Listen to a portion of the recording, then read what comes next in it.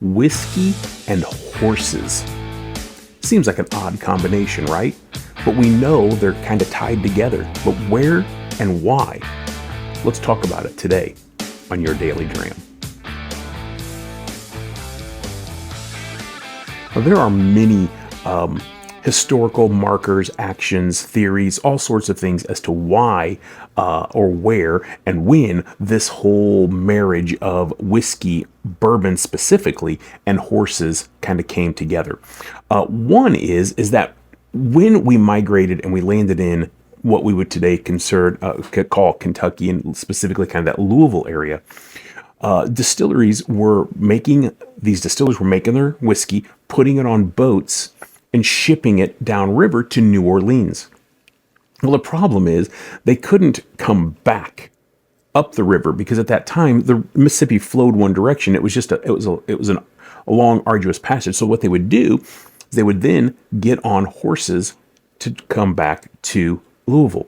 The problem is the Natchez Passage that they had to go through was dangerous.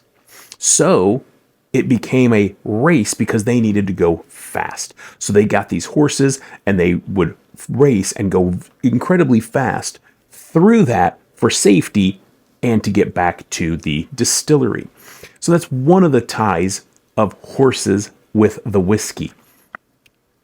There were also distillers and distillery personnel that owned horses as racing kind of became a thing. And so you see that a lot within that industry where there are still people tied to the bourbon industry as well as the horse racing industry. But what about this Kentucky Derby? The first Kentucky Derby was held on May the 17th of 1875.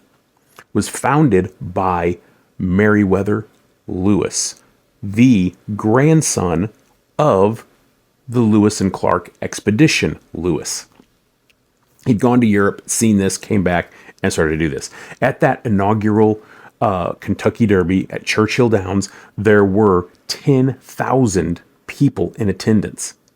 1875. That's incredible. This Saturday, May the 2nd, Kentucky Derby now is always the first Saturday in May. And the average attendance over the last few years has been 150 to 160,000 people. That's incredible.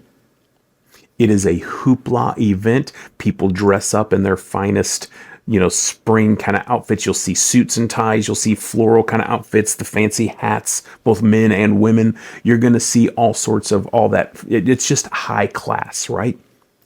And you will always see bourbon. And of course, a mint julep for those who don't want to drink it neat. There you have it. A brief synopsis of whiskey and horses, the marriage that was meant to be. Cheers.